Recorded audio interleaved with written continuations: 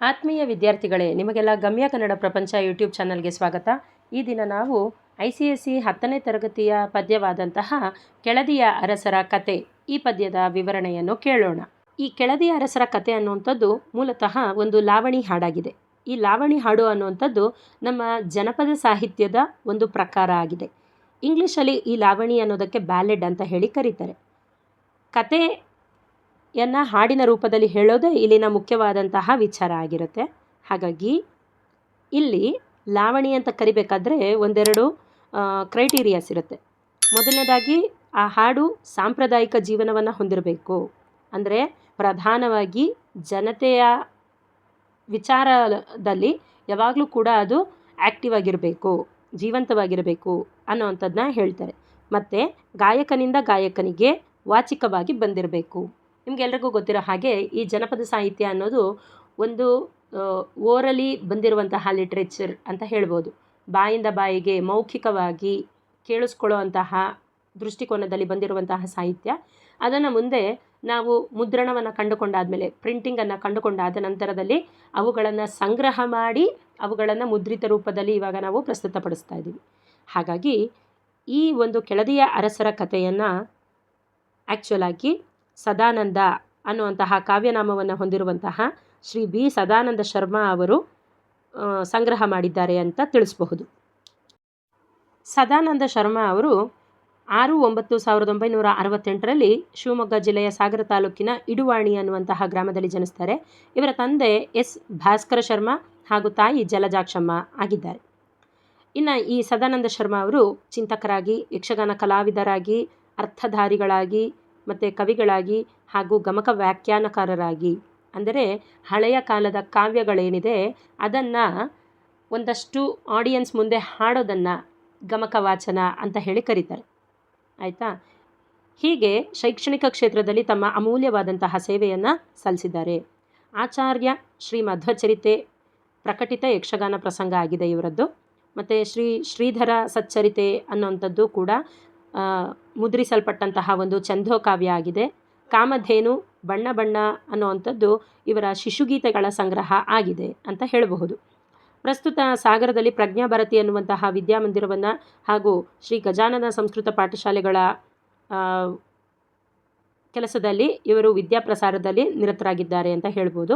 ಈ ಪ್ರಸ್ತುತ ಕವಿತೆಯನ್ನು, ಅಂದರೆ ಕೆಳದಿ ಅರಸರ ಕವಿತೆಯನ್ನು ಕಾಮಧೇನು ಅನ್ನುವಂತಹ ಒಂದು ಕವನ ಸಂಕಲನದಿಂದ ಆಯ್ಕೆ ಮಾಡಿಕೊಳ್ಳಲಾಗಿದೆ. ಕವಿತೆಯ ಆರಂಭದ ಒಂದು ಪಲ್ಲವಿ: ಕೇಳಿರಿ ಗೆಳೆಯರೆ ಕನ್ನಡ ಜನರೇ, ಹೇಳುವೆ ನಿಮಗೊಂದು ಕಥೆಯ, ಕೆಳದಿಯ ಅರಸರುಗಳ ಕಥೆಯ. ಧೀರರು ಹುಟ್ಟಿದ ಕನ್ನಡ ನಾಡೊಳು ಆಳುತ್ತಲಿದ್ದರು ಅರಸುಗಳು, ಶೌರ್ಯದಿ ಧೈರ್ಯದಿ ಬಲವಿಕ್ರಮದಲ್ಲಿ ಕಲಿಗಳು ಕೆಳದಿಯ ನಾಯಕರು. ಚೌಡಪ್ಪ ಭದ್ರಪ್ಪ ನಾಯಕರಿಂದ ಸ್ಥಾಪಿತ ಕೆಳದಿಯ ಸಂಸ್ಥಾನ, ನಾಗರ ಮುರಿಯ ಕತ್ತಿಯ ಝಳಪಿದ ವೀರರು ತುಂಬಿದ ಆಸ್ಥಾನ. ಭೂ ಕಂದಾಯಕ್ಕೆ ತೆರಿಗೆ ವಸೂಲಿಗೆ ಶಿಸ್ತನು ತಂದಿಹ ನಾಯಕನು, ಭಾರತ ಚರಿತ್ರೆಯೊಳು ಸೇರಿಹನು ಶಿಸ್ತಿನ ಶಿವಪ್ಪ ನಾಯಕನು. ಕಣ್ಣೀರಿಡುತ್ತಾ ರಕ್ಷಣೆ ಕೋರಿದ ಛತ್ರಪತಿಯ ಮಗ ರಾಜ ರಾಮ, ಮೊಘಲನ ವೈರವ ಸಾಧಿಸಿ ಕಾದಳು ಧೈರ್ಯದಿ ಅವನನು ಚೆನ್ನಮ್ಮ. ದಾನ ಧರ್ಮ ಸಜ್ಜನಿಕೆಯ ಪಥದೊಳು ಹಿರಿಯಳವಳು ವೀರಮ್ಮಾಜಿ, ಹೈದರಾಲಿಯ ಆಕ್ರಮಣದಿ ನಂದಿತು ಕೆಳದಿಯ ಸಾಮ್ರಾಜ್ಯ ಸಿರಿ ಅನ್ನುವಂಥದ್ದು ಈ ಕೆಳದಿ ಅರಸರ ಕಥೆಯ ಪದ್ಯಭಾಗ ಆಗಿದೆ. ಅಂದರೆ ಇಲ್ಲಿ ಕವಿ ಹೇಳ್ತಾರೆ, ನನ್ನ ಪ್ರೀತಿಯ ಗೆಳೆಯರೇ ಹಾಗೂ ಕನ್ನಡದ ಜನರೇ, ನಿಮಗೊಂದು ಕಥೆಯನ್ನು ಹೇಳೋದಕ್ಕೆ ಬಂದಿದ್ದೀನಿ. ನಾನು ಹಾಡಿನ ಮೂಲಕ ಕಥೆಯೊಂದನ್ನು ಹೇಳೋದಕ್ಕೆ ಬಂದಿದ್ದೀನಿ. ಅದೇ ಯಾವ ಕಥೆ ಅಂದರೆ ಅದು ಕೆಳದಿಯ ಅರಸರುಗಳ ಕಥೆಯನ್ನು ಹೇಳಲಿಕ್ಕೆ ಬಂದಿದ್ದೀನಿ ಅಂತ ಇಲ್ಲಿ ಹೇಳ್ತಾರೆ ಪಲ್ಲವಿಯಲ್ಲಿ. ಮುಂದೆ ಹೇಳ್ತಾರೆ, ಕನ್ನಡ ನಾಡಿನಲ್ಲಿ ಹಲವಾರು ಧೀರ ವೀರರು, ಶೂರರು, ಸೈನಿಕರು, ರಾಜರು ಹುಟ್ಟಿದ್ದಾರೆ. ಅಂತಹ ಕನ್ನಡ ನಾಡನ್ನು ಈ ಕೆಳದಿಯ ಅರಸರು ತುಂಬ ವೀರ ಪರಾಕ್ರಮದಿಂದ ಆಳ್ತಾ ಇದ್ದರು. ಅವರು ಶೌರ್ಯದಲ್ಲಿ, ಧೈರ್ಯದಲ್ಲಿ ಮತ್ತು ತಮ್ಮ ಒಂದು ವೀರತನದಲ್ಲಿ ತುಂಬ ಫೇಮಸ್ ಆಗಿದ್ದರು, ಪ್ರಸಿದ್ಧರಾಗಿದ್ದರು ಅನ್ನೋವಂಥದ್ದನ್ನು ಹೇಳ್ತಾರೆ. ಮಕ್ಕಳೇ, ಇಲ್ಲಿ ಕಲಿಗಳು ಕೆಳದಿಯ ನಾಯಕರು ಅಂತ ಹೇಳ್ತಾರೆ. ಕಲಿಗಳು ಅಂತಂದರೆ ವೀರರು ಅನ್ನೋ ಅಂಥದ್ದನ್ನು ನಾವು ತಿಳ್ಕೋಬೇಕು. ಆದ್ದರಿಂದ ನೀವು ಆ ಸಮಾನಾರ್ಥಕ ಪದವನ್ನು ಬರ್ಕೊಳ್ಳಿ. ಪರೀಕ್ಷೆಯಲ್ಲಿ ನಮಗೆ 8 ಅಂಕದ MCQ ವಿಭಾಗದಲ್ಲಿ ನಮಗೆ ಈ ಪದ ಬಂದರೂ ಕೂಡ ಬರಬಹುದು. ಕಲಿಗಳು ಅಂದರೆ ವೀರರು. ಇದು ಸಮಾನಾರ್ಥಕ ಪದವಾದರೆ ನಾನಾರ್ಥಕ ಪದದ ದೃಷ್ಟಿಯಲ್ಲಿ ಹೇಳೋದಾದರೆ ಕಲಿ ಅಂತಂದರೆ ಟು ಲರ್ನ್, ಕಲ್ತ್ಕೊಳ್ಳೋದು ಅನ್ನುವಂಥದ್ದು ಒಂದರ್ಥ, ಇನ್ನೊಂದು ವೀರರು ಅನ್ನುವಂತಹದ್ದು ಮತ್ತೊಂದು ಅರ್ಥ. ಹಾಗಾಗಿ ಕೆಳದಿಯ ನಾಯಕರು ಬಲ ವಿಕ್ರಮದಲ್ಲಿ ಕಲಿಗಳಾಗಿದ್ದರು ಅನ್ನುವಂಥದ್ದನ್ನು ಹೇಳ್ತಾರೆ ಕವಿಯಲ್ಲಿ. ಮುಂದೆ ಈ ಕೆಳದಿ ಸಂಸ್ಥಾನದ ಒಂದು ವಿವರಣೆಯನ್ನು ಕೊಡ್ತಾ ಹೋಗ್ತಾರೆ. ಚೌಡಪ್ಪ ಭದ್ರಪ್ಪ ನಾಯಕರಿಂದ ಈ ಕೆಳದಿ ಸಂಸ್ಥಾನ ಸ್ಥಾಪನೆಯಾಯಿತು, ಅಂದರೆ ಆರಂಭ ಆಯಿತು. ಅಂದರೆ ಚೌಡಪ್ಪ ಮತ್ತು ಭದ್ರಪ್ಪರು ಫೌಂಡರ್ಸ್ ಈ ಕೆಳದಿ ಸಂಸ್ಥಾನಕ್ಕೆ. ಅವರ ವಿಶೇಷತೆ ಏನು ಅಂತಂದರೆ, ನಾಗರ ಹಾವು ಗೊತ್ತಲ್ಲ, ನಾಗರ ಹಾವಿನ ರೀತಿಯ ಒಂದು ಆಯುಧವನ್ನು ಅವರು ಹೊಂದಿರ್ತಾಯಿದ್ರು, ಕತ್ತಿಯನ್ನು ಹೊಂದಿರ್ತಾಯಿದ್ರು. ಸಾಮಾನ್ಯ ಕತ್ತಿ ಅಂದರೆ ನಮಗೆ ಖಡ್ಗ ಜ್ಞಾಪಕ ಬರುತ್ತೆ, ಆದರೆ ಇವರ ಕತ್ತಿ ವಿಚಿತ್ರವಾಗಿತ್ತು, ವಿಶೇಷತೆಯಿಂದ ಕೂಡಿತ್ತು. ನಾಗರ ಹೆಡೆಯ ರೀತಿಯಲ್ಲಿ ಇವರ ಆಯುಧ ಇರ್ತಿತ್ತು. ಅವರು ಅದನ್ನು ಬೀಸ್ತಾ ಇದ್ದರೆ ಅದು ಯಾವುದೇ ಮೂಲೆಯಿಂದ ಯಾವುದೇ ಮೂಲೆಗೆ ಬೇಕಾದರೂ ಎದುರಾಳಿಯನ್ನು ಹೊಡಿಲಿಕ್ಕೆ ಶಕ್ತವಾಗಿರ್ತಿತ್ತು. ಹಾಗೆ ಈ ಕೆಳದಿಯ ಅರಸರು ನಾಗರ ಮುರಿ ಅನ್ನುವಂತಹ ಒಂದು ವಿಶೇಷವಾದ ಬಗೆಯ ಕತ್ತಿಯನ್ನು ಹಿಡಿದುಕೊಂಡು ಯುದ್ಧಗಳಲ್ಲಿ ಹೋರಾಟವನ್ನು ಮಾಡ್ತಾಯಿದ್ರು. ಆಸ್ಥಾನದ ತುಂಬ, ಅಂದರೆ ಕೆಳದಿಯ ಆಸ್ಥಾನದ ತುಂಬ ವೀರರೇ ತುಂಬಿರ್ತಾ ಇದ್ರು ಅನ್ನುವಂಥದ್ದನ್ನು ಹೇಳ್ತಾರೆ. ಜೊತೆಗೆ ನಾವು ಶಿವಪ್ಪ ನಾಯಕನ ಶಿಸ್ತು ಅಂತ ಹೇಳಿ ಒಂದು ಪದವನ್ನು ಕೇಳಿರ್ತೀವಿ. ಯಾರಾದರೂ ತುಂಬ ಡಿಸಿಪ್ಲೀನ್ಡ್ ಆಗಿ ಬಿಹೇವ್ ಮಾಡ್ತಾಯಿದ್ರೆ, ಅವನು ಬಿಡಪ್ಪ ಅವನದು ಶಿವಪ್ಪ ನಾಯಕನ ಶಿಸ್ತು ಅಂತ ನಮ್ಮ ಮನೆಯಲ್ಲಿರುವಂತಹ ಹಿರಿಯರು ಹೇಳಿರುವಂಥದ್ದನ್ನ ಕೇಳಿರ್ಬೋದು. ಆ ಶಿವಪ್ಪ ನಾಯಕ ಯಾರು? ಆ ಶಿವಪ್ಪ ನಾಯಕ ಕೆಳದಿ ಸಂಸ್ಥಾನದ ಪ್ರಸಿದ್ಧವಾದಂತಹ ಅರಸ, ಅಂದರೆ ರಾಜ.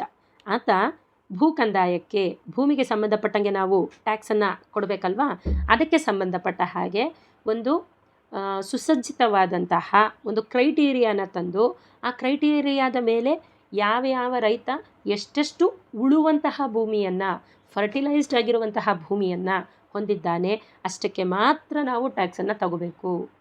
ಉಳೋದಕ್ಕೆ ಆಗದೇ ಇರುವಂತಹ ಅನ್ಫರ್ಟಿಲೈಸ್ಡ್ ಆಗಿರುವಂತಹ ಭೂಮಿಗೆ ನಾವು ತೆರಿಗೆಯನ್ನು ಹಾಕಬಾರ್ದು ರೈತನಿಗೆ ಅನ್ನುವಂತಹ ಒಂದು ನಿಯಮವನ್ನು ಜಾರಿಗೆ ತರ್ತಾನೆ.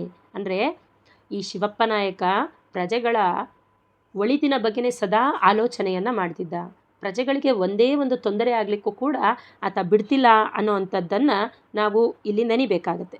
ಹಾಗಾಗಿ ಶಿವಪ್ಪ ನಾಯಕ ಶಿಸ್ತಿನ ಶಿವಪ್ಪ ನಾಯಕ ಅಂತಲೇ ಭಾರತದ ಚರಿತ್ರೆಯಲ್ಲಿ ಹೆಸರಾದಂತಹ ಒಂದು ವ್ಯಕ್ತಿ ಅಂತ ಹೇಳ್ತಾರೆ. ಅಂತಹ ಪ್ರಸಿದ್ಧ ವ್ಯಕ್ತಿ ಈ ಕೆಳದಿ ಸಂಸ್ಥಾನಕ್ಕೆ ಸಂಬಂಧಪಟ್ಟಂತಹ ದೊರೆ ಅನ್ನುವಂಥದ್ದನ್ನು ಕವಿ ಇಲ್ಲಿ ನೆನೀತಾರೆ. ಜೊತೆಗೆ ಈ ಕೆಳದಿ ಸಂಸ್ಥಾನದ ಮಹತ್ವ ಇಷ್ಟೇ ಅಲ್ಲ, ಛತ್ರಪತಿ ಶಿವಾಜಿಯ ಮಗ ರಾಜಾರಾಮ ಏನೋ ಒಂದು ರಕ್ಷಣೆಯನ್ನು ಬೇಡ್ಕೊಳ್ತಾ ಈ ಕೆಳದಿ ಸಂಸ್ಥಾನದ ಬಳಿಗೆ ಬರ್ತಾನೆ. ಆಗ ಇಲ್ಲಿನ ರಾಣಿಯಾಗಿದ್ದಂತಹ ಆಕೆ ರಾಣಿ ಚೆನ್ನಮ್ಮಾಜಿ. ರಾಣಿ ಚೆನ್ನಮ್ಮಾಜಿ ಮೊಘಲರ ಒಂದು ಶತ್ರುತ್ವವನ್ನು ಸಾಧಿಸ್ಕೊಂಡು, ಅಂದರೆ ಮೊಘಲರನ್ನು ಎದುರು ಹಾಕಿಕೊಂಡು ಅಂತಹ ಒಂದು ಕಷ್ಟಕರವಾದ ಸಂದರ್ಭದಲ್ಲಿ ಛತ್ರಪತಿ ಶಿವಾಜಿಯ ಮಗನಿಗೆ, ರಾಜಾರಾಮನಿಗೆ ಒಂದು ರಕ್ಷಣೆಯನ್ನು ಕೊಡೋದ್ರ ಮುಖಾಂತರ ಭಾರತದ ನೆಲದ ನಾಡಿನ ವೀರರಿಗೆ ಒಂದು ಕೃತಜ್ಞತೆಯನ್ನು, ಒಂದು ಗೌರವವನ್ನು ಸಲ್ಲಿಸ್ತಾಳೆ ಚೆನ್ನಮ್ಮಾಜಿ ಅನ್ನೋವಂಥದ್ದನ್ನು ಹೇಳ್ತಾರೆ. ನಿಮಗೆಲ್ರಿಗೂ ಗೊತ್ತಿರೋ ಹಾಗೆ ಮೊಘಲ್ ದೊರೆಗಳು ವಿದೇಶಿಗರು, ನಮ್ಮ ರಾಜ್ಯದವರಲ್ಲ, ನಮ್ಮ ದೇಶದವರಲ್ಲ. ಆದರೆ ಛತ್ರಪತಿ ಶಿವಾಜಿಯ ಮಗನಾದಂತಹ ರಾಜಾರಾಮ ನಮ್ಮ ದೇಶದ ಸಂಸ್ಕೃತಿಗೆ ಸಂಬಂಧಪಟ್ಟಂಥವನು. ಆದ್ದರಿಂದ ಚೆನ್ನಮ್ಮಾಜಿ ಮೊಘಲರ ವಿರುದ್ಧ ಹೋರಾಟವನ್ನು ಮಾಡಿ ವೀರನಾದಂತಹ ಛತ್ರಪತಿ ಶಿವಾಜಿಯ ಮಗ ರಾಜಾರಾಮನಿಗೆ ರಕ್ಷಣೆಯನ್ನು ಕೊಟ್ಟಳು ಅನ್ನೋವಂಥದ್ದನ್ನು ಹೇಳೋದ್ರ ಮುಖಾಂತರ ಕೆಳದಿ ಸಂಸ್ಥಾನದಲ್ಲಿ ಬರೀ ವೀರರು ಮಾತ್ರ ಅಲ್ಲ, ವೀರ ವನಿತೆಯರೂ ಇದ್ದರು, ವೀರ ಮಹಿಳೆಯರೂ ಇದ್ದರು ಅನ್ನೋವಂಥದ್ದನ್ನು ಕವಿ ಇಲ್ಲಿ ತಿಳಿಸ್ತಾರೆ. ಜೊತೆಗೆ ಇದು ವೀರತನಕ್ಕೆ ಹೆಸರಾದಂಥ ಚೆನ್ನಮ್ಮಾಜಿಯ ಕಥೆ ಆದರೆ, ಅದೇ ರೀತಿ ದಾನ ಧರ್ಮ ವಿದ್ಯಾ ಹರಡುವಂತಹ ಕೆಲಸದಲ್ಲಿ ರಾಣಿ ವೀರಮ್ಮಾಜಿ ತುಂಬ ಹಿರಿಯ ಅವಳಾಗಿರ್ತಾಳೆ. ಅವಳು ಯಾವಾಗಲೂ ಕೂಡ ಸದಾಚಾರ ಸದ್ವರ್ತನೆಗಳಿಂದನೇ ತನ್ನ ಹೆಜ್ಜೆಯನ್ನು ಇಡ್ತಾ ಇದ್ಲು, ಆಡಳಿತವನ್ನು ನಡೆಸ್ತಾ ಇದ್ಲು ಅನ್ನುವಂತಹದ್ದನ್ನು ಹೇಳ್ತಾರೆ. ಜೊತೆಗೆ ಇಂತಹ ಒಂದು ಹೆಸರಿರುವಂತಹ ಕೆಳದಿಯ ಸಂಸ್ಥಾನ ಮುಂದೆ ಹೈದರಾಲಿಯ ಕಾಲದಲ್ಲಿ ಹೈದರನ ದಾಳಿಯಿಂದಾಗಿ ಮುಗಿದು ಹೋಗುತ್ತೆ, ತನ್ನ ಚರಿತ್ರೆಯ ಒಂದು ಪುಟವನ್ನು ಮುಕ್ತಾಯಗೊಳಿಸುತ್ತೆ ಅನ್ನುವಂಥದ್ದನ್ನು ಕವಿ ಇಲ್ಲಿ ಹೇಳ್ತಾರೆ. ಇಲ್ಲಿ ವೀರಮ್ಮಾಜಿಯನ್ನು ಕೆಳದಿಯ ಸಿರಿ, ಕೆಳದಿಯ ಸಾಮ್ರಾಜ್ಯದ ಸಿರಿ ಅಂತ ಹೇಳಿ ಕವಿ ಕರೆದಿರೋ ಅಂಥದ್ದು ಆಕೆಯ ಒಂದು ವಿಶೇಷ ಗುಣಗಳನ್ನು ತಿಳಿಸುತ್ತೆ. ಕೆಳದಿಯ ಸಾಮ್ರಾಜ್ಯಕ್ಕೆ ಆಕೆ ಎಂತಹ ಸಂಪತ್ತಾಗಿದ್ಲು ಅನ್ನುವಂಥದ್ದನ್ನು ತಿಳಿಸುತ್ತೆ. ಮುಂದಿನ ಪದ್ಯಗಳ ವಿವರಣೆಗಾಗಿ ನಿರಂತರವಾಗಿ ಗಮ್ಯ ಕನ್ನಡ ಪ್ರಪಂಚ ಯೂಟ್ಯೂಬ್ ಚಾನಲನ್ನು ಲೈಕ್ ಮಾಡಿ, ಶೇರ್ ಮಾಡಿ, ಸಬ್ಸ್ಕ್ರೈಬ್ ಮಾಡಿ. ಧನ್ಯವಾದಗಳು.